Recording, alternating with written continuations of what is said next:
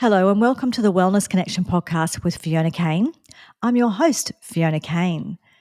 Today I've got an interesting topic. I've got a guest and we're going to be talking about learning challenges, auditory processing disorder, and the neuroscience which is helping us understand what is going on. So my guest is Monique Peters. Hi, Monique. Hi Fiona. Hi everybody. So introduce yourself. Let us know who you are. Well, firstly, thank you so much for having me on the podcast today. I learned all about learning challenges and auditory processing disorder through my son's learning challenges. He's 22 now, and he's doing much better than I thought he was going to. Yes. For many years, I was worried, very, very worried about how he would be able to survive as an adult. And I needn't have worried because I read a book called The Brain That Changes Itself by Dr Norman Doidge, and that changed my whole life. It changed my understanding of everything that was going on. And since then, I've been on an incredible journey. I started my own business trying to help other children and other parents with the same problems. So that was about 6 years ago now. Okay. And I have been learning an awful lot, and I've been undertaking some really amazing personal development since then. Yes, yeah, definitely.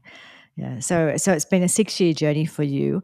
Would you like to expand at all on that journey or what was going on in that time? Or Oh, even sort of wow. things like how did you recognize there was an issue? All those kinds of things. Give us a bit more information about what that journey entailed. Okay, so really quite interesting. So hindsight has given me, um, uh, as I look back, there were signs that I didn't really recognise before that he was struggling. So he developed a stutter overnight when he was 3, just before starting preschool. Hmm. And he just said one morning, I can't talk. And of course, my husband and I were very worried. Mm. We eventually got him into speech therapy, and they had an amazing program called the Lidcombe program. And his stutter was gone within 3 to 4 months, and he started. What was the program called? Sorry, I missed that, just in case anyone wants to know. It's called the Lidcombe program. So it's offered Okay. by a lot of speech pathologists. It is Australian, and it does actually Yes. come from I think it's the University of Technology or the University of Sydney at Lidcombe. And that's Okay. why it's called the Lidcombe program. But it's an amazing program for young children who have stutters. And so we thought with that passing, that was over, we thought, okay, that was that. Let's move into, he was soon starting school and so on. But he started on par with everybody else at school. But as school became more complicated, so especially as they started to read, he fell further and further behind. And by year 2 and 3, he just wasn't keeping up with the others at all. There were social problems starting as well, a lot of misunderstanding.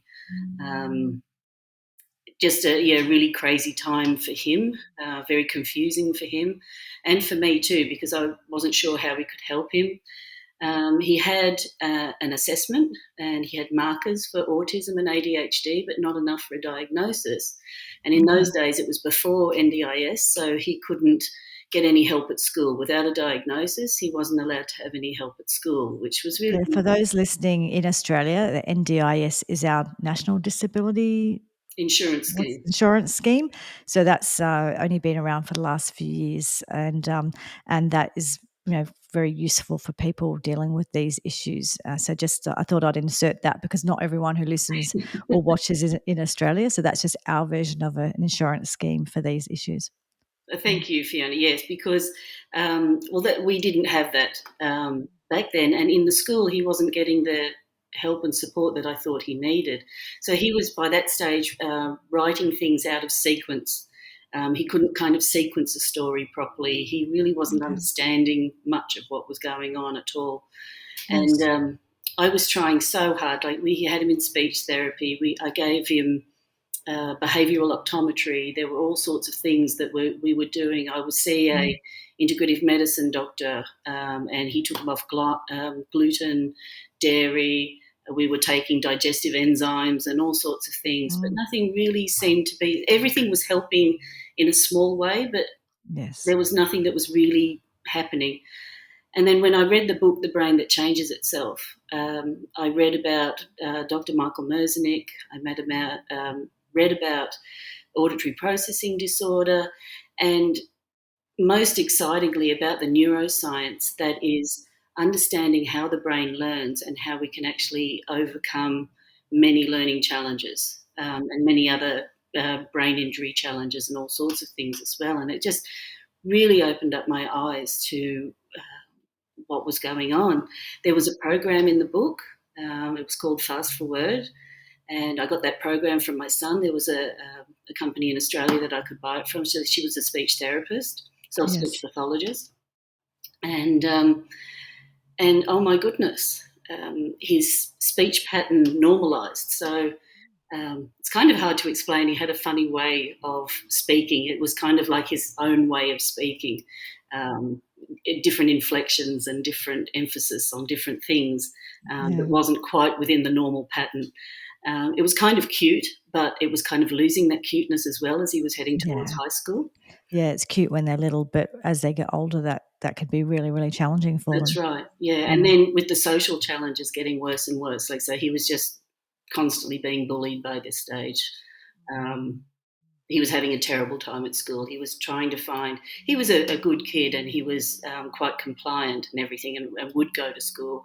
But he was trying to find ways to avoid it as much as he possibly could. You know, he Mm. was getting sick a lot, things like that. And how long did it take? Because there's all this time, because it's been sort of this 6-year journey, but you said that it was when you finally discovered that book. How long had it been that you were having these challenges until you So that discovered the was book? probably from year two. I was getting really concerned. So that's Um, about 7 years old, yeah, maybe? so he was about 7, and then Yes. I didn't read the book until he was in year 6, so he was 12 then. Okay.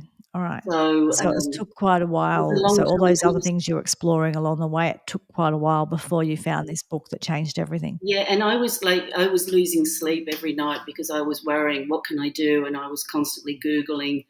I know a Mm. lot of mothers share this particular part of the journey. We're Yes. always trying to find the thing that's going to make the difference, because we don't want our children to be bullied. You know, No. it's really No. hard to send them to school when you know they're Yes. going to be bullied. That's, you know, that was what was really bothering me. Yeah. So, Yeah. um, uh, so yeah, buying the program was an incredible experience, because the work that you do, it's very repetitive, using the neuroscience and understanding those principles of neuroplasticity, where you need the repetition, but at a Mm. much more basic level that is available on any other reading program. So it really Mm. gets to work on children being able to clearly hear the difference between speech sounds, Mm. um, you know, so that at the k. But if you can imagine, it's the auditory processing disorder often comes across as a hearing problem, but Mm. these kids will pass hearing tests because that's actually based on volume. But Yes. this is how Yeah. fast the brain can process those sounds. And if it can't hear the difference clearly between things like b and p, or ch and sh, Mm. but there's many others that commonly get mixed up, Mm. um, then the brain can't form a proper map of those sounds. And it's when we're reading, when we're writing, when we're talking, we're accessing that phonemic map all the time. And if that's not clearly mapped, then it's very difficult for the brain to sequence and process the sound, and do all the things that it needs to do to give us meaning from what we're Yeah. hearing and from what we're reading. So that's auditory processing disorder. So I had an awareness around it because I had someone I knew a few years back who, like you said, I thought that this person was deaf or partly deaf. And because that's how it seemed. They just weren't hearing things and didn't seem to be understanding or didn't seem to be taking part. And I'm aware that I think for this person, I don't want to say who it is because I want to keep the person's privacy, but for that person, I think when they were very young and they were trying to get help, there was definitely I don't think there was even a diagnosis for that, or there was no understanding of that.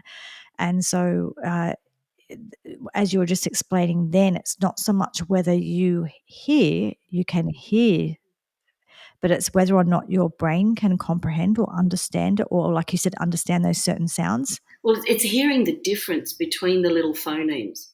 Okay. Um, I So what's a often phoneme? Come on, tell us. let's get drilled right down because not everyone knows this language. So a phoneme is the basic unit of language. So it's the a, b, k, d, e, f, g. Okay.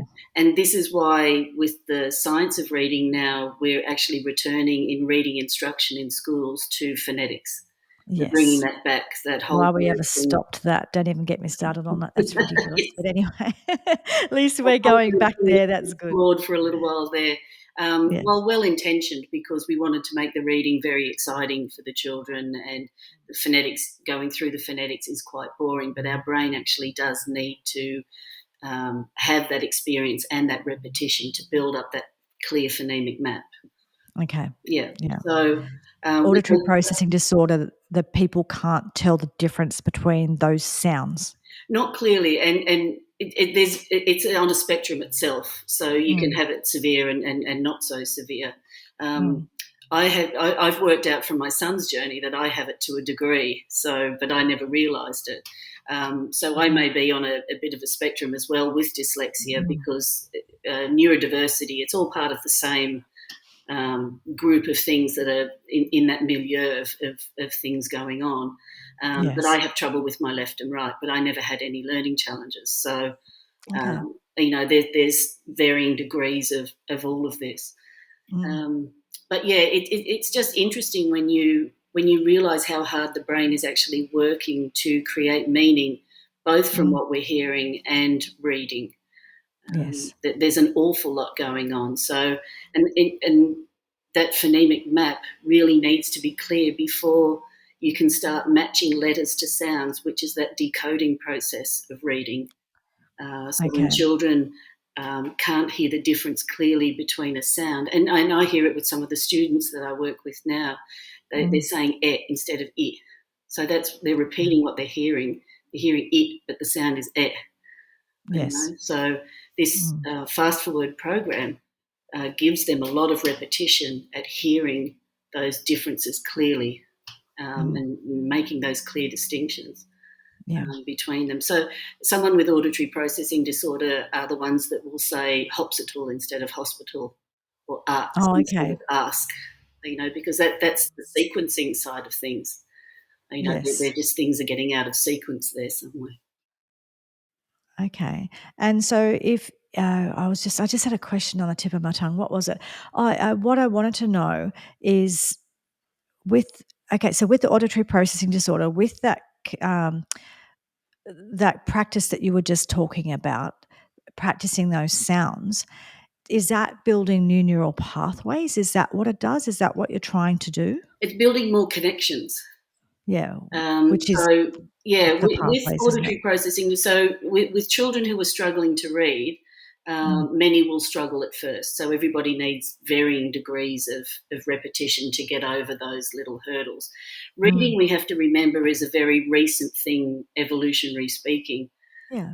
So, and our brain was actually never meant to read. It was never evolved or created to read. We make it do that, and our whole survival of our culture has depended on that, which I find really exciting to explore that. But it's not something that our brain was evolved to do.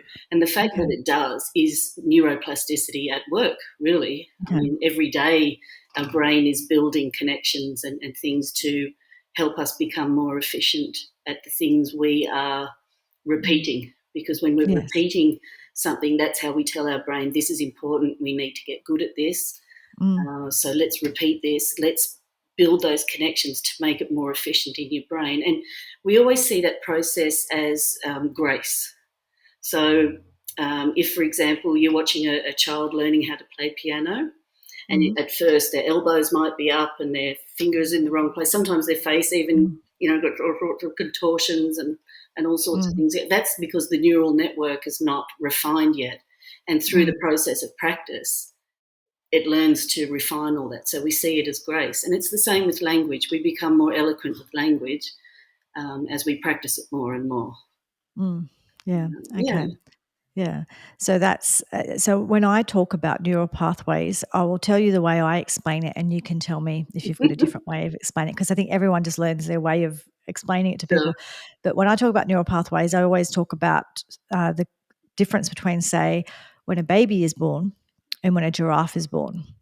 So when a giraffe is born, they already pretty much can stand up almost straight away. Yeah. And they're walking pretty much straight away because they need to be, right? Yes. When a human baby is born, because we've actually got such large brains, and if we got to full size completely, no woman would ever be able to give birth. I want to think about What we do, what we do is we sort of say, all right, we can't have all the pathways built before the baby is born. So those pathways, the connection of how to walk and talk and many things, will come after the baby is born. So when the baby is born, and first of all, it's like learning to hold their head up, and they get the neck muscles strong enough to hold their head up, and then they're doing like tummy time and their head up, and then they're rolling, and then they're crawling, and then eventually trying to stand and falling over 70 million times, and then eventually walking. But all of those stages are what builds the neural pathway between kind of the muscles and the arms and the legs and everything and the brain. Yeah. So that's how I describe what building a neural pathway looks like. And you were explaining it just then, in whether it's learning to speak, learning to play the piano, learning to do a sport, learning to sing, whatever it is. So have you got a sort of your way of explaining that neural pathways? Because I think it's good to explain it really well, because once you kind of understand that, there's a lot you can understand after that. Yes. So I learned to get away from the scientific explanation of it very early on in the piece, because I could kind of see people's eyes glaze over, and this is kind of. Yes. So the best way I find it is about talking about the repetition. Yes. So whenever we repeat something, we're telling our brain that this is important to us. I need to get good at this. You lay down the pathways to make those electrical signals travel faster, to make things more efficient, and we'll both get the benefit of that. Like, basically, I'll survive. Yes. Because everything we do is built around our survival. We kind of forget that a little bit these days, because we're so comfortable in our lovely homes and everything, but it's really all about our survival. So even the traffic that comes from our body, all the sensory stuff that comes from our body, goes up our spine, through our nervous system, up through our spine, into the amygdala, which is all about our survival. That's where our breathing is hardwired, our heartbeat, everything that we need for survival is more or less hardwired in there. And that's where the fear comes in of things, where fear is our most basic, one of our most basic emotions, probably the most basic emotion. And that's what seems to drive everything else. So if you look at the anatomy of the brain, it then goes through, the feeling sort of side of things, and then to the prefrontal cortex, which is the human, rational planning and all that sort of thing. So all those emotions, especially fear, we feel first. Our brain, it goes through a process. I think that's a good way of explaining it. I love the repetition, because that makes sense to a lot of people. So it's kind of how we build the bad habits, good habits, how we change habits, those sort of things. But we've also got nature and nurture going on. So there's what you're born with, and then there's what we wire in response to our environment. So as far as language, the human brain is very, very sensitive to language, because that's how we've learnt to communicate, cooperate and survive. And I think that's been how we've survived so well, is because we have learnt more or less to cooperate. I think language has been a very big part of that.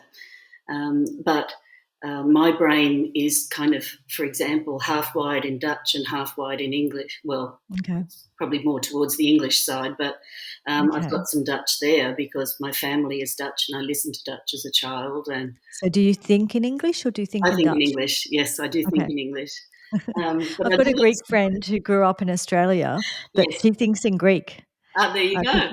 She went to Aussie school and Greek school, and she was involved in the church and all of that. And I'd never thought about it before, because I've only English. I speak English and Australian. Well, where you spend your formative years is so important, because that's your first language. And as you know, your first language is always I remember my grandmother, for example. She came to Australia speaking Dutch. She learnt English while she was here. She had a stroke in her late 70s, so it was obvious, she reverted back to Dutch. But she actually had another stroke later, and she reverted back to English. She lost a lot it's of her interesting. Dutch, which I thought was a fascinating process. And Yes. I see that now with, I have a couple of people around me with dementia, and I see that with their memory. Their memory is in different time zones. Yes. Sometimes they remember something from the recent past and they might forget something from their child. It's more likely that they remember something from their childhood, Yeah. because that goes Yeah. last. But that's because it's deeper in the brain. But Yeah, yeah, they're often getting up and getting ready for work or something like that from a mm, job they were in 30 years ago, that that's kind it. of thing. That's it. But yeah, and It's have you all heard of those rewiring. people that there's people who have, it's like people have come out of woken up from a coma and they speak a different language? Have you heard of those ones before? And a I have language that they actually, never spoke before, they wake up and, they're English or something and they're speaking Chinese or something like that. How crazy is I have that? actually met a fellow who, he's a tradie, and I thought he was Irish, but he wasn't. Yes. He had a brain injury and he woke up with an Irish accent. This is crazy. How does that even I can't even begin to understand how that happens. Like, I That's just something that we would love to explore, because it is very yes. interesting. Yeah. Very, very Yeah. interesting. But I do love to talk about neuroplasticity as our brain's ability to adapt and survive to our situation. Mm. Yes. And thank heavens that it is that nature and nurture, Mm. and that we can adapt to things. Mm. So like I was talking about before, the professional development that I've undergone as I've gone into business. Mm. I was frightened of doing videos in the very beginning. Just Mm. and while I'm still a little bit nervous now, Yes. I'm a lot more relaxed than I used to be, and it's much easier to have a conversation. Yes. And I love how skills develop confidence. Yes. And I love talking about that with my kids. Because Mm. the more they can do, the more capable and confident they feel. Yeah, and I think for a lot of us, I mean, the video thing is a really, really common thing, video or public speaking, all that kind of stuff, really common fears. And so that's for a lot of people, that's true. And with videos, I found with myself, I started doing Facebook Live videos very regularly. And after a while, it just became Yes. normal for me to do it. And Facebook would always save, like, when you scroll through and you see the video there, it would always save it. You're in some weird position. Yes. That's how YouTube will save it now because I've just done a weird movement. So I got used to just really weird looking, like seeing my face look really weird and all that kind of stuff, and just seeing myself, because it's funny because we don't see ourselves all of the time. Yes. We go, and it's like, "Oh, that's what everyone sees you all the time. That's what you look like." So sometimes you've just got to kind of get over that and move on. But what you're But saying there, that process of you saying, I just got used to it, that's your yes, neural network yeah, making it happen for you. Yeah. yeah, yeah. Yeah, but in regards to the, God, this is my brain. This is an old person's brain trying to work. I've got, as listeners would know, I've got some brain damage. So sometimes I lose access to certain words, or I just have a moment. That's okay. I'm having a moment. I had a question about that. I had a question in regards to, you were talking about building new neural pathways, and and we were talking about languages, and I know it'll come back if we just continue on with something else. I'm sure it will come back to me. I can't remember what it was, but it was just on the tip of my tongue, and it's gone anyway. So, in regards to neuroplasticity, yeah, I think that's it. It's just it's just sitting on the edge. It's sitting on the edge. As soon as I said that word, it started to come back in, but it's still not quite coming back in. Uh, in regards to that, so again with neuroplasticity, it's actually about your brain's ability to be sort of flexible and to adapt and to learn, and that's essentially what that means, or if I Yeah. got that wrong, please. Basically, yeah. But Yeah. we can actually drive it. Yes. So With the kids that I work with, and it is mainly children, although I have worked with a couple of people who have had a stroke, Okay. and they've working on their language function and being able to find those words and Yes. things like that. So we know that if we place a consistent demand on the brain to whether it's improving attention, so that the pillars that I work with are attention, memory, language processing and sequencing, for reading and language skills, but then also mindset. So by the time they come to me, they're usually my typical client would be probably in year 3 or year 4. And they're already very resistant to learning because we were talking before about fear and things like that.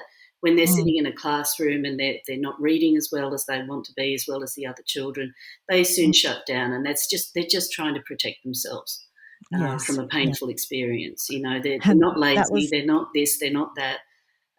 They really are just trying to protect themselves from something horrible. Yes.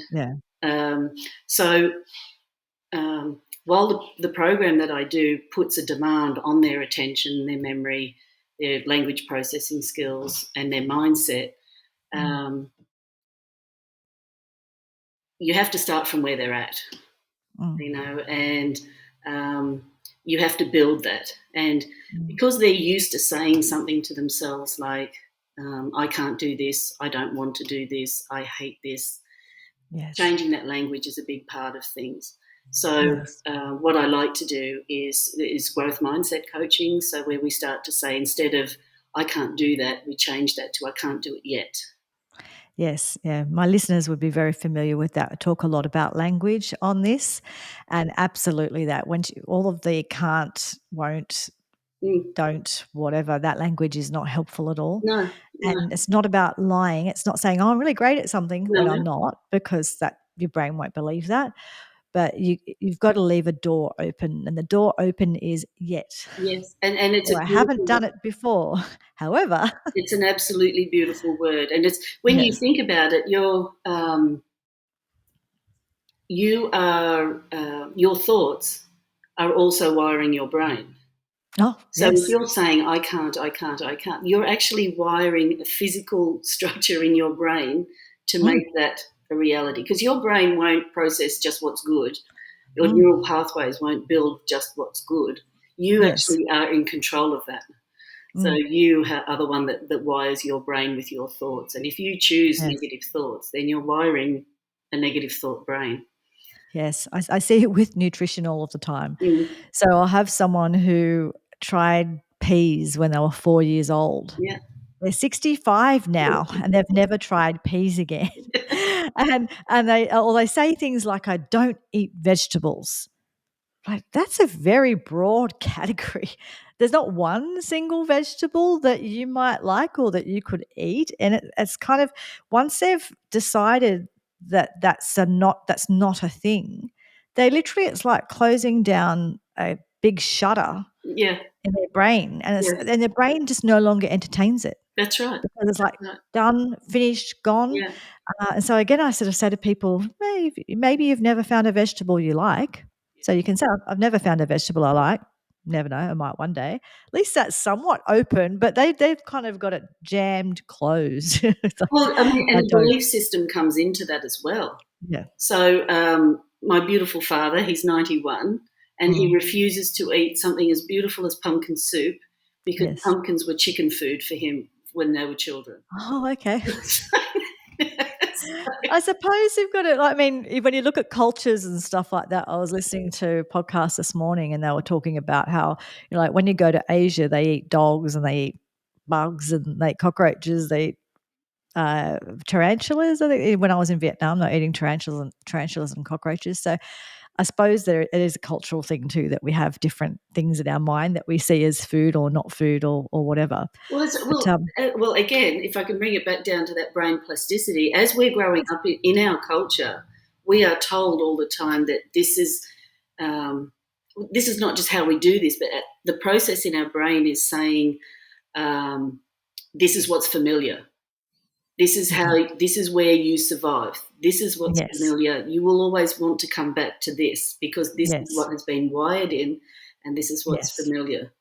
Mm. And we spend the rest of our lives trying to undo those sorts of things that Yeah. we learned as children, Yeah. and that's what life is And about. That's exciting, actually. We learn to question what we learned, and we take on new beliefs. But what's yes. at our Yeah. heart, what happens to us as children, remains with us. Yeah. Yeah, it does. And that's actually, so while you were talking before, I did remember that what I was thinking of before that I just couldn't quite find. And what it was is it was about the I just forgot it again while I was talking. I wrote it down so I wouldn't forget. I got a really good But it program for that. I wrote it down because it's terrible. I was like, I can say a word 100 times and 101, I can't remember.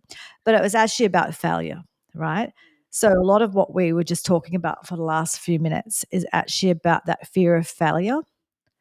And you were sort of talking then about how we find, obviously we figure out how to survive in our life, and whatever that looks like in our family of origin, it's different for different people. It might be about getting one parent or the other parent on side, or both of them, or it might be about surviving in other ways to do with, I don't know, where you are and what your customs are and all the rest of it. But we do learn absolute survival, and it is all about survival. And when what I've learned from my friend Linda Campbell, who's a hypnotherapist, she said that we're one time learners. And essentially, what that means is that as a baby or as a child, when you sort of touch something hot and you burn your hand, or a dog bites you or something, you learn very quickly that hot stuff is very painful, or dog bites are very painful and scary, whatever. And because we're one time learners, then we usually won't ever put our hand on the hot thing again, or you won't kind of, pull on a dog's tail or whatever it is that provoked the dog, right?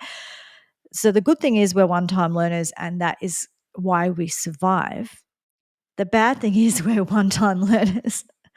And so we have a very clear in our brain kind of, we develop that sort of saying, okay, so to be safe, we have to stay away from all dogs, and we have to stay away from all hot things or whatever it is. But we develop all of the rules in our brain for staying safe, and depending on what happens to you will depend on what staying safe in your brain, what it Yes, means, right? yes, And the one time learner thing means that that thing's no longer safe. So yes, we're always trying to keep ourselves safe, because survival is the biggest thing that we need to do. We need to survive. that's right. And so then that's what leads to that absolute fear of going outside of our comfort zone, and being prepared to be real bad at something Yes, for a long time yes. Oh, yes, until you're good at it. yes. And so Um, that's kind of biggest fear for everyone, really. It's like we can't sort of push, or we can't, wrong word. We don't push through those comfort zones, and a lot of it relates to fear. That's right. And so, in some of the talks that I've been doing, I will talk about that fear. I'm thinking of a post that I did recently where I put it. It was a cartoon. Thank goodness AI can draw these things better than I can. So it was a girl with a big lion next to her, but there was a sheet of glass in between, so they were like at a zoo, and she was Yes. able to stand there and observe him very Mm. closely without feeling like he was going to jump through and attack her. So, Yes. and I think it's a very powerful picture, and I used it to talk about how, if a child is being bullied at school, it actually feels like they are being hunted. Yes. That is how it feels. And so then we Yes. minimize that and say, oh, Mm. don't worry, just they won't, that's all very well, but Mm. that's how it feels. Now, then what do we do? So those feelings can be very intense and very extremely real, but then it's Yes. what do we do with it? So, when we can give the child some strategies and so on, and build Yeah. safety that way. And we have to Mm. make those strategies familiar, because remember that using strategies is a prefrontal cortex thing, with which most people don't have a full, a full reasonable ability until they're 26, 27, Yeah. 30. So Mm. as far as a little child is concerned, so they need to have practice at using those strategies, and building their confidence is probably one of the better better strategies in that sort of situation, because when they're feeling confident with themselves, they seem to attract less bullies. Yeah, yeah, and it really is. It's about actually learning that you can survive stuff, and that you will be okay. Yes. And that and the other thing too is I think at that age, which is why it's a whole other topic, but why I have such a big problem with children making really big decisions, life changing decisions, because I just don't think that their brain is developed enough for them to do that. But when you now I've lost my train of thought. What I was talking about children making decisions, and but yeah, that's where I was going. Me and my brain. Talking about neuroplasticity, me and my brain. Uh, about knowing when when I talk to kids, when I talk to school kids, what I tell them is I don't care about anything that happened at my school. And I haven't since the day I left it, right? Yeah. It means nothing to me. It means less than nothing to me, pretty much. And it doesn't matter. School just won't. One day, school just doesn't matter. Even your marks and things like that. Like, of course, it's nice to get good results and that kind of thing. However, there is such a thing as studying when you're older and bridging courses and all the different things you can do later on. So if you even completely flunk out of school, it's not ideal, but it's certainly not the end of the world. Mm. So it's amazing how we have such a big, because when you're there, I remember being that age and it's just so big and it's so, and the school is pretty much your whole world when you're that age. And because it is your whole world, if it's going wrong, it feels like it's the end of your whole world. Yes. When really in 6 months, 12 months, 2 years, whatever it is, it's going to be in the rear vision mirror and you simply won't care. And so it's actually, it's very, obviously you can't, old head on young shoulders, that kind of thing. But that's something that we know to be absolutely true. And all you can do is reaffirm that with the kids. But essentially, it really is you will get more confidence in yourself and know that you. I think we have to learn how to be anti-fragile. We have to learn how to Oh, cope yes. with things. We really do need to be challenged a lot more Yes, than we are. yes, And that's one of the reasons why I like to talk about learning not just being a school thing. So I love opening up my students' mind to the idea that we learn from every conversation that we have, from everything yes. we see, touch, feel, smell. Mm, We learn from our family, we learn from the television, we learn from YouTube, we learn from yes. so many other places. I mean, my son, with his avoiding school, he never wanted to avoid learning. No. School was a horrible place for him, but he learnt so much from. He loved to watch what entrepreneurs were doing on YouTube, Mm, and go figure, he really wants to start his own business, and he's well on his way to doing that. yes. Mm, He would. The things that we learnt from each other. So we happened to connect really well on film study. I happened yes. to do a couple of units of film study when I was doing a tertiary preparation course at TAFE when he was in preschool. Mm, And I loved that subject. It was such a good subject. And mm, when I started introducing him to some concepts that we were watching in movies, he would start mm, to pick up on things. And he said, "Oh, Mum, look, there's a dawn of a new day, and I feel like there's a new thing going on here in this movie." And I'd say, "Yes, yes. that's it."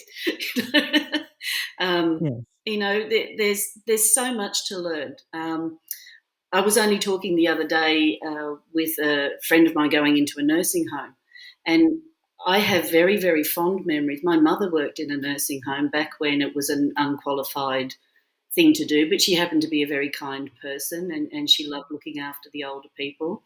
And we were able to stay there at night if Dad was working.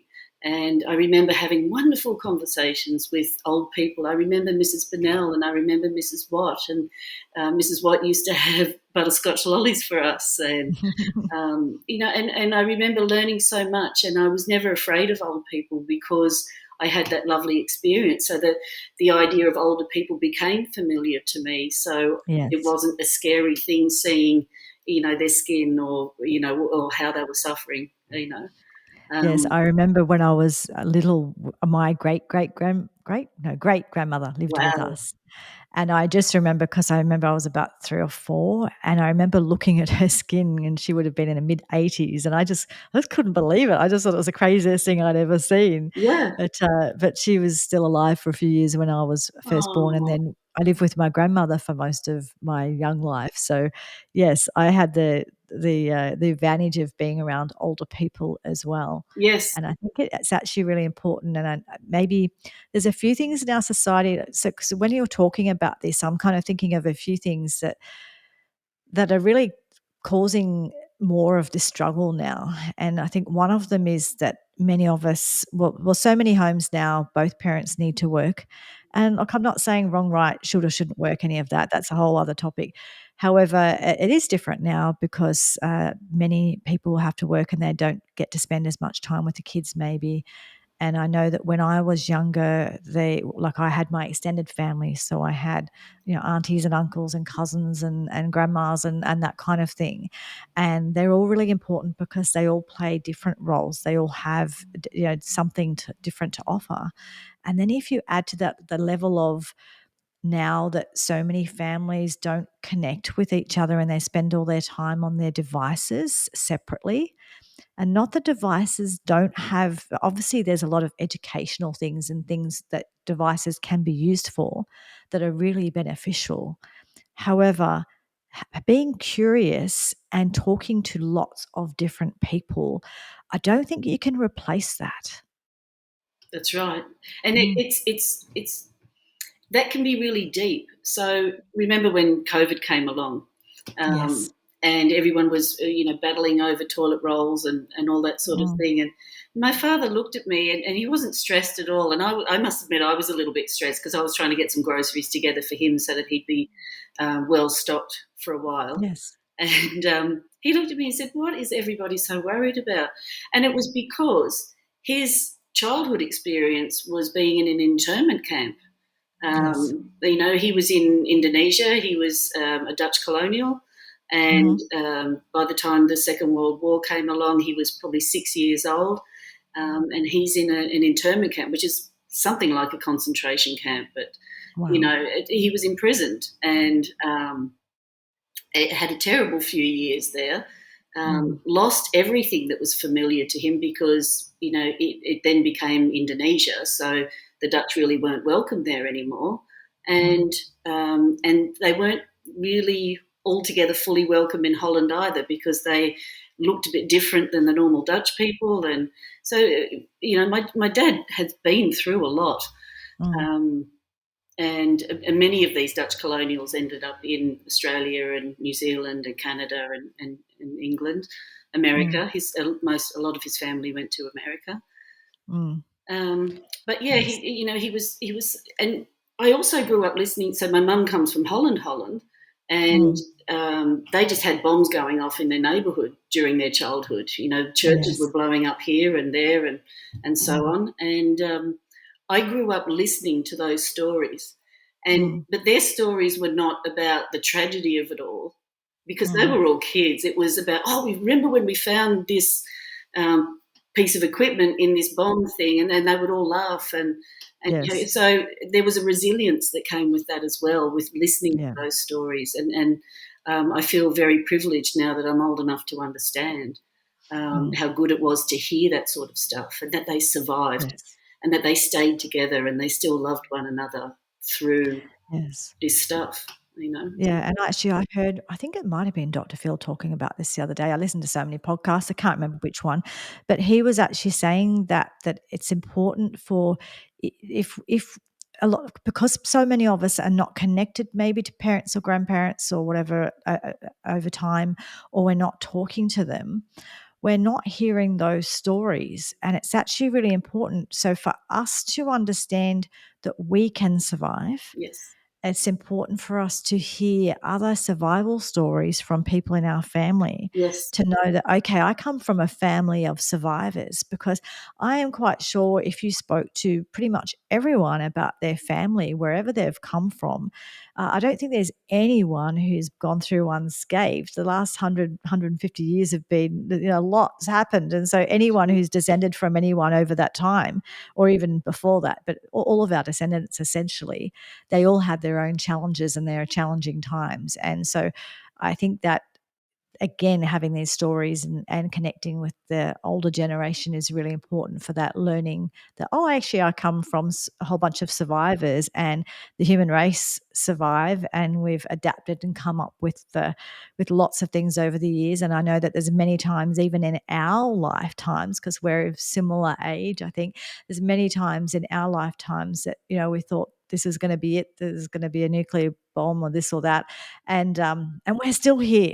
That's So it. I think it is important for kids to learn that we're survivors. The human race in general are, Yeah. and many of if we talk to them, our family friends can tell you the survival stories. Yeah. There was, well, when I'm working with the kids, I'm actually trying to bring some of that back. So part of my program is I encourage them to connect with an older cousin or an uncle or auntie, someone who has been through some hardship, who will check Mm, in on this child or the student as they're making their progress, but also share mm, those kind of stories and say, mm. I went through this tough thing when I was younger and it kind of worked out okay. I learnt this from it, that sort of thing. And I think it's really helpful. Yes, yeah, definitely, definitely. Just yeah. Sorry, No, were you about to say something? I was going to say that my program can be quite tough. We're doing a Yes, lot of repetition, and yeah, a lot of the kids will tend to say, "Oh, this is getting really boring now, Mum. Can we yeah. do something else?" And it's no, we're going to move through that. It's for And a I'm trying to purpose. find all those ways of keeping them engaged so that we can get that neural growth. And Yeah, yeah, those neural pathways. You can't sort of be building a house and say, "Oh, look, we'll skip the foundations. That bit's boring. We'll just build the structure on top." It doesn't work that way. You actually do need to build the foundation. that's it. And the example that was given to me once by a very wise librarian was if a child stopped wanting to walk because it didn't look good or it was boring or was falling over and things like that, where Yeah, would it be? It's lucky that a child is operating completely on instinct and wanting to get up and yeah. walk. Yes, Yeah, see, they haven't got the story in their brain yet that they can't or they shouldn't or they look stupid or any of that. So exactly. that shows you the difference, right? So how many times do children fall over? Like how many times, so that you can tell the difference in the stories that we have in our brain and how powerful they are by watching a child learn to walk. If anyone's watched a toddler learning to walk, Yes, there's nothing that's gonna stop that's them, and right. they will it's they're gonna fall over a million times. They fall over probably thousands of times every day Yes, until finally they're on their feet and they're wobbly and it's strange and whatever. yes, But there's just nothing going to stop them. But there's a certain age or as we get older and we build up all of these stories about the danger and what we need to do to be safe, we it's like we put chains around ourselves and kind of wall ourselves into this kind of safety place. And then all of a sudden, everything's danger, danger. Oh no, I can't, won't, whatever. Whereas that child had none of that. that's So you right. can tell that we do create those stories Yes, as we get older from that kind of one time learning thing that those stories build up. yes. And if we're not careful, we end up building a fortress around ourselves. Oh, we do. We do. Mm. There's a lovely video that I love to send to my new parents when they first start, and it's about Starfish the dog. So Starfish was born with swimmer's pup syndrome, so Hmm. couldn't bring her legs up underneath. Okay. And these puppies will often be put down because they can't be looked after. But she came across a foster family that wanted to put the work in. And Mm. it's a neurological condition that they're born with, but it can be retrained, again, through a lot of repetition. And so the video shows Starfish, walking really funny at first and just, chaos upon chaos. But instinctively the puppy wants to keep running and keep going and keep going, and the puppy works so hard, and in the end you see the puppy still got a bit of a funny walk, but he's running along the beach at the end. He's grown up, and it's lovely to watch, and it's a perfect example of that neuroplasticity and how we can use the knowledge of it to overcome things that we didn't think were overcomeable. Yes. For want of a Yeah. better word. So for me, sort of I'm aware of time, so I think we should wind up soon because I tend to go on. I think we could But, go on for a bit longer, actually. excuse me, I think I'm going to cough, so I'm just going to have some You're right. water. I might have a drink too. So I know in regards to this that what I do or what I say to my clients is I always encourage people to stay curious and stay curious, not only to talking to other people and being just interested in life and people and the world, but also become curious and notice their own self-talk, the things they're saying either to others or in their head, and not to judge it. So don't sort of not about judging yourself, just about being curious. And when you become curious, you start to hear yourself and you hear your language and you hear all of the can'ts and shoulds and won'ts and or whatever those things. And once you start to hear those, you can start to change it. And essentially what I do is I question myself. Really? Is that true? Mm, Is that true? Is that helpful? yeah. And I often, yeah, sometimes it's true, but sometimes it's really not. And even just simple things like I always tell this story because it's a silly story, but I always thought that I hated country music, and so some of it I don't like. There's some of it I do like now. But essentially, though, for years I said I hate country music. I hate country music, and then one day I asked myself the question, "Do I?" Ah, And I thought, no, my mum hated country music. uh-huh. And so I was brought up with country music's awful, whatever. So in my mind, I had the story, country music's bad. And I was like, I hate country music. It's just something I said for years. And then one day I discovered I did like some. I don't like all of it, but I like some of it. But it wasn't, I know it sounds silly, but I didn't even, it was just a story in my brain. And because it had this story in my brain, I'd never really explored if it was a true story. I just accepted that to be true, and then once you do that, again, it's the chains. We keep ourselves limited because you don't go exploring if you've decided that no, I'm not gonna do that, or I can't do that, or I won't do that. That's right. Mm. Again, going back to that personal development that I've had in this business, and also understanding the neuroplasticity of choice. Yes. I'm choosing more often to hear other people's opinions on things. I'm Mm. choosing to be open to a lot more learning than I would have been if I hadn't gone on this trajectory with my life. Yeah. Yes. Um, and I really enjoy that because I think that's one of the things that keep us young. Mm. Definitely. Not that I don't mind getting old either, but Yes. And other opinions are really important because I know myself, look, we do get a bit bogged down in we have a certain belief or we think that we're right about things. Everyone does that. It's normal that we do that to an extent. However, I actually find it's really useful to hear the other side. And it can do a number of things. Maybe it changes nothing. Maybe you learn more about why you think you're right. yes, Maybe you learn about more about why the other person doesn't understand you or why you don't understand them, or maybe you actually change your mind about something or a part of something. So any of those things can happen, that's and right. they can all be useful. That's right. So Growth it's is a still worth wonderful, hearing the other opinion. yeah. Growth is such a wonderful thing. Mm. Um, Yeah. it's when we don't grow that we get stagnant. Yeah, yeah, exactly. Exactly. Yeah. um, but I think we're starting to understand that neurobiology of these Mm. things now. Like Yes. we've talked about these things for a long, long, long time now. Um, but understanding how much of our brain changes with our Mm. choices, that there's a physical change going on, and we're driving that change with every choice that we make, Mm. is Yes. so Yeah. empowering.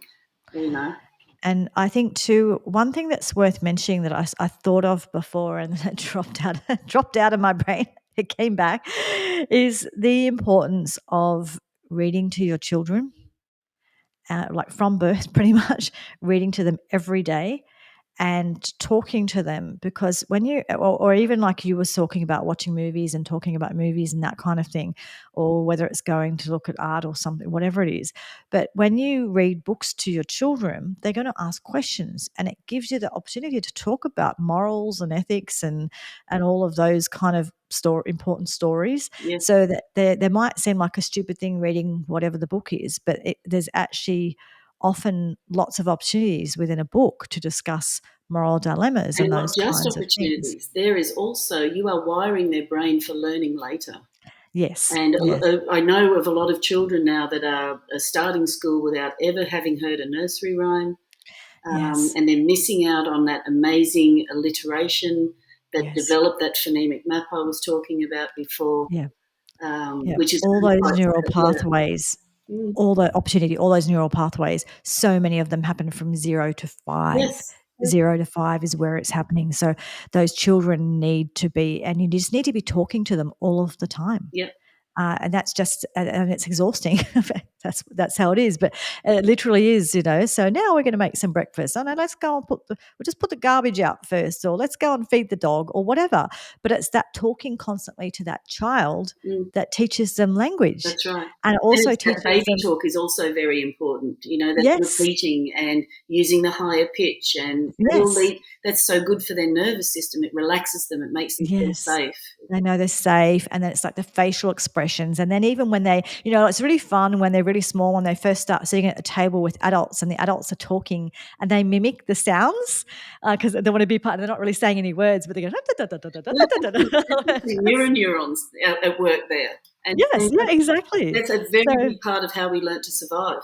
it is. So I think it's really important that, because I don't think that not everyone's taught this, not everyone understands this, no judgment on anyone, but it's just really important to know that really just having that interaction, just talking to children, talking all the time and reading the books and talking and discussing things and observing things, but that constant talk and being and sitting at the table and eating together and talking together at the table, not using devices and stuff, that's actually vital for how all of these neural pathways develop that will affect them for the rest of their lives. So really, I can't emphasize enough how important that is. But I also want to add, if I may, about Sure. how neuroplastic the adult brain is. Yes. So, talking about language and everything, so this is probably a bit funny. I love singing in French. It was something that my mum loved to do, and I love to do it in the car. It's just something I can do while I'm traveling and moving and Yes. living a very busy life, but I can put the music on and I can learn to sing in French. And I'm just doing it by hearing and mimicking what I'm hearing, Yes. because obviously I'm concentrating on driving as well. Yeah. And quite a few goes into this one particular song that I was learning, I dreamt about it one night. And I thought, now how cool is that? Because there has to actually be a physical part of my brain there now that is doing this for me to be able to Yes. dream about it at night. And Yes. how Yeah. interesting is that? So I'm in my 50s, I don't mind saying. So Me too. that neuroplasticity in our brain is still very, very active. It's just we've got to work a bit harder as Yes. adults to do it than we did as children. So, Yes. but we are And better at directing ourselves to be able to do it then. whatever you have or haven't done before, you can still do something now. There's always something you can do.